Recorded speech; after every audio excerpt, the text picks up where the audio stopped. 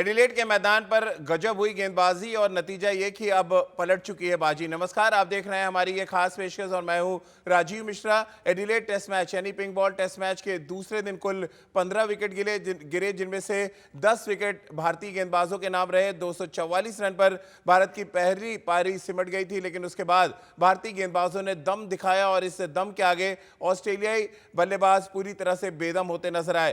पहले बुमराह ने शुरुआती झटके दिए ऑस्ट्रेलिया को और उसके बाद बीच के ओवर्स में आर अश्विन ने शानदार गेंदबाजी करके भारतीय टीम को उस जगह लाकर खड़ा कर दिया है जहां से भारतीय टीम अब इस टेस्ट मैच को जीतने के बारे में रणनीति बना सकती है, जीतने के बारे में प्लानिंग कर सकते हैं। इन सभी मुद्दों पे बातचीत करेंगे। हमेशा की तरह एक बड़ा पैनल इस पूरी टेस्ट सीरीज के दौरान हमारे साथ होगा। हमारे साथ चेतन शर्मा जी होंगे, पूर्व क्रिकेटर। हमारे साथ राजकुमार शर्मा जी होंगे, विराट कोहली के कोच। और अब से कुछ ही देर में रितेंद्र सिंह सोढ़ी भी हमारे साथ जुड़ेंगे। इनसे हम चर्चा शुरू करें उससे पहले आपको दिखाते हैं कि दूसरे दिन के खेल में कैसे लगातार सेशन दर सेशन भारतीय टीम ऑस्ट्रेलियाई टीम पर छाई रही। अगर पहला सेशन हम हटा दें जहां पर 4 भारतीय बल्लेबाज सस्ते में आउट होकर पवेलियन लौटे, लेकिन उसके बाद जब बाजी भारतीय गेंदबाजों के हाथ में आई तो उन्होंने दिखाया कि कैसे बाजी को पलटा जाता है। पहले जसप्रीत बुमराह और उसके बाद अश्विन के साथ साथ उमेश यादव ने शानदार गेंदबाजी करके भारतीय टीम को पहली पारी में बढ़त दिलाई और ऑस्ट्रेलिया को उस इतिहास को वहीं पर रोक दिया जहां से वो लगातार पिंक बॉल टेस्ट मैचेस में इतिहास बना रहे हैं। तो आखिर वो कौन सा रिकॉर्ड है जो ऑस्ट्रेलिया का टूटा है और कैसे भारतीय टीम इस टेस्ट मैच में वापसी करती नजर आ रही है, सबसे पहले वो देखिए हमारी इस खास रिपोर्ट में। पिछली बार जैसी ही कहानी नजर आ रही है। एडिलेड के मैदान पर एक लो स्कोरिंग मैच साल 2018-19 में देखने को मिला था जहां पर भारतीय टीम ने टेस्ट मैच जीता था और उसके बाद सीरीज जीती थी। और हालात काफी हद तक अब 2 दिन के खेल के बाद कुछ ऐसे ही नजर आ रहे हैं। भारतीय टीम के पास पहली पारी में बढ़त भी है और उनके पास 9 बल्लेबाज अभी भी ड्रेसिंग रूम में है, यानी कि भारतीय टीम के पास एक बड़ा मौका है इस टेस्ट मैच को अपनी पकड़ में बनाए रखने का। और इसी मुद्दे पर बातचीत करते हैं। सबसे पहले गेंदबाजों के प्रदर्शन पर थोड़ी बात कर लेते हैं। हमारे साथ चेतन शर्मा, रितेंद्र सोढ़ी और राजकुमार शर्मा जी हैं। चेतन जी, सबसे पहले 111 पे 7 और 191 पर ऑस्ट्रेलिया ऑल आउट, कितने आप संतुष्ट हैं भारतीय गेंदबाजों के प्रदर्शन से? इससे ज्यादा क्या मांग सकते हैं आप राजीव? देखिए, टेस्ट मैच है, साझेदारी होंगी। ये मतलब नहीं कि आपने 107 पर 7 आउट कर दिए और 120 पे ऑल आउट कर दे। और उनके पास भी कहीं ना कहीं क्षमता है, अगर वहां पिछले बल्लेबाजों में क्षमता है ऑस्ट्रेलिया के, ये हमें भूलना नहीं चाहिए। और तो कहीं ना कहीं ये देखना बहुत जरूरी है कि आपके पास टोटल मात्र 244 रन थे जी। और 244 में अगर आप कम से कम 50 रन की लीड लेते हैं, इससे बड़ी बात आपके गेंदबाज नहीं कर सकते। लेकिन ये हर बार नहीं होगा। मतलब देखिए, आपके गेंदबाज हर समय आकर 20 विकेट्स निकालते हैं, मैचेस जिताते हैं, लेकिन कुछ रन बनाने दूसरी पारी में हमारे बल्लेबाजों को, स्पेशली मिडिल ऑर्डर को, बहुत जरूरी होंगे राजीव। बिल्कुल। और राजकुमार जी, थोड़ा सा चौंकाने वाला अगर हम बॉलिंग ग्राफ देखें, आर अश्विन के नाम पे 4 विकेट, उमेश यादव ने 3 विकेट झटके, बुमराह 2 विकेट ले गए। तेज गेंदबाजों की चर्चा लगातार हो रही थी, अचानक आर अश्विन महफिल लूट के ले गए।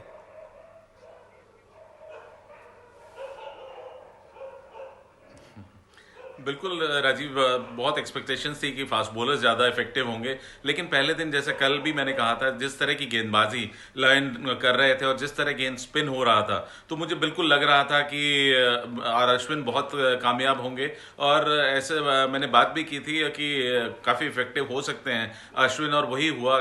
बहुत शानदार गेंदबाजी की आर अश्विन ने और जिस तरह उन्होंने स्मिथ को आउट किया, वो बहुत ही लाजवाब गेंद थी और वो एक बहुत इंपॉर्टेंट विकेट था, मैं कहूँगा टर्निंग पॉइंट था ऑस्ट्रेलिया के लिए। बिल्कुल। और रितेंद्र, बहुत लीथल गेंदबाजी इसको कहेंगे, और या आपको लग रहा है पिच थोड़ा सा और अनइवन हुई है? 15 विकेट गिर गए दूसरे दिन के खेल में, 4 भारतीय बल्लेबाज आउट हुए, उसके बाद 10 ऑस्ट्रेलियाई बल्लेबाज, फिर पृथ्वी शॉ भी आउट हो गए। कैसे आप देखते हैं पूरे दिन के खेल को एनालिसिस करें?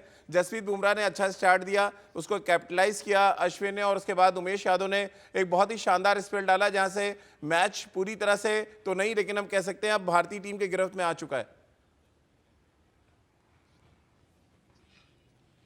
जी हाँ राजीव, बहुत ज्यादा भारतीय टीम की गिरफ्त में आ चुका है। कहाँ ऐसा लग रहा था जब आज सुबह का खेल घटा था, भारतीय टेल आउट हो गई थी बहुत जल्दी, तो लग रहा था 200-250 रन की लीड ऑस्ट्रेलिया ना ले जाए, लेकिन भारत ने लीड ले ली है लगभग 50 रन से ज्यादा की। तो ये दिखाता है फिनोमिनल बॉलिंग, जिस तरह अश्विन ने बॉलिंग की, जिस तरह बुमराह ने बॉलिंग की और जिस तरह विराट कोहली ने चेंज किया, उमेश यादव को लेके आए और उन्होंने आते ही 2 विकेटें झटकाए। तो जी हाँ, प्रेशर पूरी तरह ऑस्ट्रेलिया के ऊपर है और इस प्रेशर से बाहर आना आसान नहीं है, क्योंकि विकेट ठीक है अपना खेल खेल रहा है, लेकिन जिस तरह एप्लीकेशन भारतीय बॉलर ने दिखाई है सराहनीय है। बिल्कुल। और चेतन जी, आप लगातार मैच देख रहे थे, आपने पिच को भी रीड किया होगा। क्या एक ऐसी चीज आपको नजर आ रही है जो बल्लेबाजों को लगातार परेशान कर रही है? आप 40 रन बना के भी लग रहा है आप आउट हो जाएंगे, आप सेटल होके नहीं नजर आ रहे इस पिच पे। अश्विन भी आपको परेशान कर रहे हैं, कुछ अनइवन बाउंस जो उमेश यादव का हमने देखा, पैट कमिंस जिस तरह से आउट हुए, या जिस तरह से लंबिशायन नीचे रह गई है गेंद जिसमें एलबीडब्ल्यू हो गए।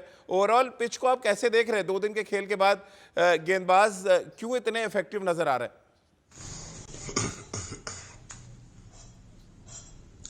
और सबसे पहले बात राजीव, ये अगर पहले दिन ऑस्ट्रेलियन फास्ट बॉलर्स का स्लिप में बॉल कैरी नहीं कर रहा था, वहां से अंदेशा लगना चाहिए, जैसे हम कल बात कर रहे थे कि चौथी पारी ऑस्ट्रेलिया को खेलनी है। अब सिर्फ आपके दिमाग में ये रहना चाहिए कि देखिए कंसंट्रेशन बहुत इंपॉर्टेंट है। T20 मैचेस नहीं हम खेल रहे, हम खेल रहे 250 रन आपके दिमाग में चलने बहुत जरूरी है। अगर 300 से कुछ भी ऊपर आपके गेंदबाजों में इतनी क्षमता है कि वो आपको मैच जिताएंगे। देखिए ऊपर नीचे विकेट रहेगा, वो तो हमें पहले दिन से मालूम है। अश्विन का रोल कल भी हम चर्चा कर रहे थे, बहुत इंपॉर्टेंट रोल अदा करना है और आगे करना है। ये 4 विकेट यहां खत्म नहीं होंगी, ये कम से कम 5 विकेट्स और लेनी पड़ेंगी दूसरे इनिंग्स में अगर आपको ये टेस्ट मैच जीतना है। लेकिन सबसे पहले बल्लेबाज देखिए, 1986 में नाइट वॉचमैन गया था मैं एडिलेड टेस्ट मैच में, 60 रन बनाए थे मैंने। तो आज बुमराह के पास वो मौका है 60 रन बनाने का, वो अर्धशतक बना दे तो वैसे ही मैच खत्म हो जाएगा। और प्रैक्टिस मैच में उन्होंने अर्धशतक बनाया राजीव। बिल्कुल। और राजकुमार जी, लेकिन बड़ा क्रिटिसाइज किया गया, कुछ सोशल मीडिया में हम देख रहे थे कि बल्लेबाज को बचाने के चक्कर में आपने बुमराह को भेज दिया, 21 ओवर गेंदबाजी करके आ रहे थे। ये नाइट वॉचमैन भेजने की जो प्रथा बड़े दिनों के बाद वैसे तो देखने को मिली है, कितना आप सहमत हैं इससे जो भेजा गया बुमराह को? और दूसरा जो सबसे इंपॉर्टेंट फैक्टर कि मैंने चेतन से भी पूछा था कि 111 पे अगर आप 7 गिरा दे रहे हैं और उसके बाद 191 बन जा रहा है, ये टेलेंडस वाली परेशानी कब खत्म होगी?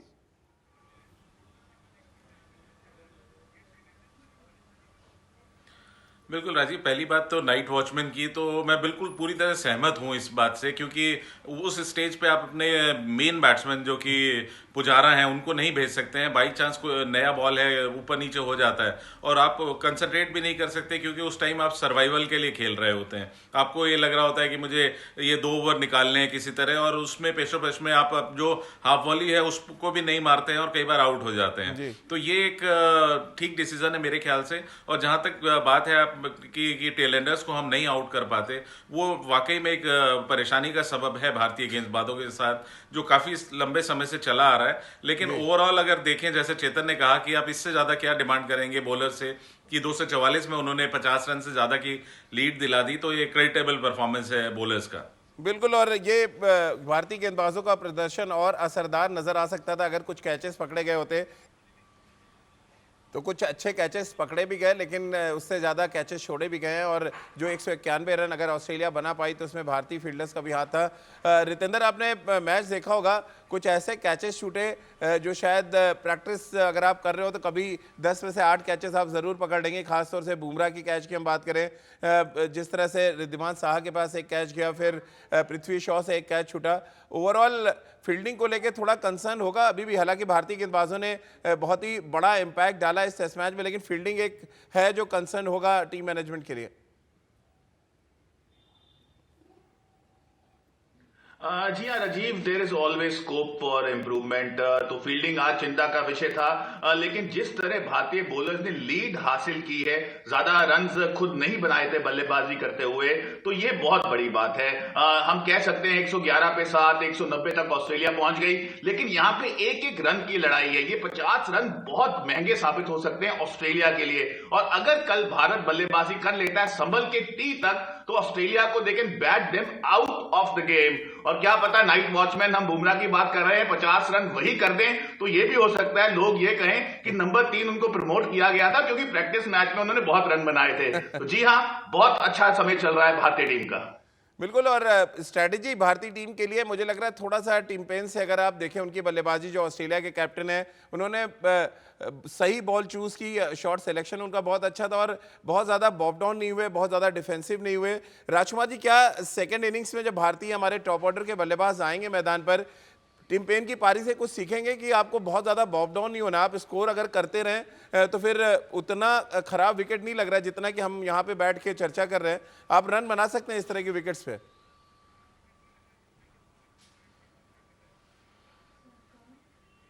बिल्कुल राजीव, लेकिन भारत की टीम में अगर आप देखें तो सभी बल्लेबाज अटैकिंग बल्लेबाज हैं। अगर आप सिर्फ पुजारा को छोड़ दें या कुछ हद तक हनुमा विहारी, वही थोड़ा डिफेंसिव खेलते हैं, बाकी तो सभी स्ट्रोक प्लेयर हैं और अपने स्ट्रोक्स खेलते हैं। तो मुझे आशा है कि पॉजिटिव बैटिंग ही करेंगे और ये एक स्ट्रैटेजी बनाएंगे कि जो भी मौका मिले रन बनाने का उसे छोड़ना नहीं है। और रनिंग बिटवीन द विकेट बहुत अच्छी होनी ज़रूरी है क्योंकि आपको कन्वर्ट करने होंगे एक को 2 में और 2 को 3 में, क्योंकि एक एक रन यहाँ पर बहुत कीमती होने वाला है क्योंकि लास्ट इनिंग ऑस्ट्रेलिया को खेलनी है।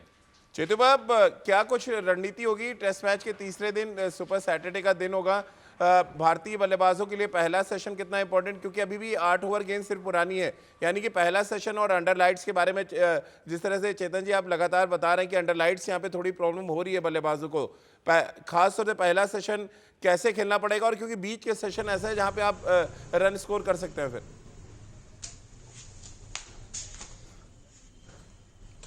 राजीव, बेसिकली बल्लेबाजों को अपनी क्षमता के अकॉर्डिंग खेलना चाहिए। देखिए, सबसे इंपॉर्टेंट बात आपके सामने ये आई है कि फेलियर एक बार होता है टेस्ट मैच में, बैक टू बैक फेलियर्स नहीं होते। और मिडिल ऑर्डर की मैं बात कर रहा हूं, बहुत इंपॉर्टेंट है। हर समय आप विराट कोहली पर कब तक निर्भर रहेंगे? मैं मानता हूं कि विराट कोहली की बहुत जरूरत है, उनके बिना चलेगा नहीं सब कुछ आगे, लेकिन अगर आप 30-30, 40-40 रन चिपिंग करेंगे तो ये 250, 270 जहां पर हो गया, वो टेस्ट मैच आप जीत गए, उसकी टेंशन नहीं। और सेकंड बात राजीव, आपको सोशल मीडिया पे ज्यादा ध्यान देने की जरूरत नहीं है। अगर आप नाइट वॉच ना भेजते और कोई आउट हो जाता तो कहते नाइट वॉचमैन क्यों नहीं भेजा। तो इसलिए अपनी क्रिकेट खेले, मैच जीते, कुछ चिंता मत करें, जीतोगे सब कुछ ठीक है आपके लिए। बिल्कुल। रितेंद्र, कितना स्कोर आप देख रहे हैं जहां से भारतीय टीम सुकून थोड़ा सा हासिल करेगी, उनको लगेगा कि इस टेस्ट मैच में उन्होंने अपनी पकड़ मजबूत कर ली है? कैसे आप देखते हैं तीसरे दिन के खेल के पहले सेशन को? राजीव, अभी बहुत समय बाकी है टेस्ट मैच में, हम सब जानते हैं। तो यहाँ पे भारत के पास बड़ा मौका है इस लीड को बढ़ाने का। विराट कोहली, पुजारा अच्छी फॉर्म में नजर आए हैं, विहारी भी अच्छी फॉर्म में नजर आए हैं। तो अगर कल ये क्षमता से खेलते हैं, जिस क्षमता से जाने जाते हैं, अपनी छवि को अगर परिभाषित करते हैं, तो यहां से अगर हम 250-300 रन बनाते हैं, 50 रन की लीड, 350 का लक्ष्य ऑस्ट्रेलिया भी कर सकती है, क्योंकि ये विकेट भी समय के साथ डिटियोरेट होगा। तो अश्विन जैसी कंडीशंस तीसरे चौथे दिन आएंगी और एक्सप्लॉइट कर सकते हैं। बिल्कुल। चेतुबा, क्या ये टेस्ट मैच 4 दिन में खत्म होता नजर आ रहा है आपको?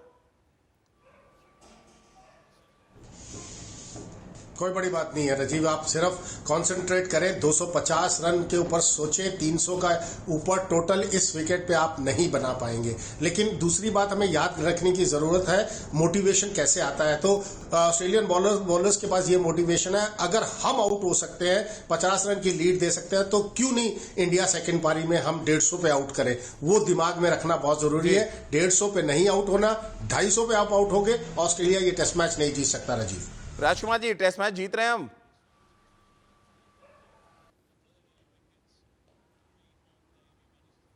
राजकुमार जी, आवाज पहुंच रही है आप तक? चलिए रितेंद्र, आप बता दें, आपकी प्रेडिक्शन सही होती है, टेस्ट मैच जीत रहे हैं? राजीव, पक्का जीत रहे हैं। ये मैच 5वें दिन नहीं जाएगा, सिर्फ कल हमें लंच तक बल्लेबाजी संभल के करनी है। तो इक्की दुक्की चक दवांगे, लोड़ पई तो ऑस्ट्रेलिया नु पहले टेस्ट मैच तक दवांगे। चलिए रितेंद्र, बहुत बहुत शुक्रिया। इस पॉजिटिविटी की बहुत ज़रूरत है भारतीय टीम को, भारतीय ड्रेसिंग रूम को और भारतीय जो बल्लेबाज हैं उनको भी, क्योंकि ऑस्ट्रेलिया के कुछ बल्लेबाजों ने पॉजिटिव अप्रोच के साथ बल्लेबाजी की और नतीजा ये कि 111 पे 7 होने के बाद 191 पहुंच गए। और ये एक शायद बड़ा लेसन होगा भारतीय बल्लेबाजों के लिए जब वो मैदान पर उतरेंगे। आप सभी का बहुत बहुत शुक्रिया हमारे साथ जुड़ने के लिए। तो हमारी इस खास पेशकश में फिलहाल इतना ही।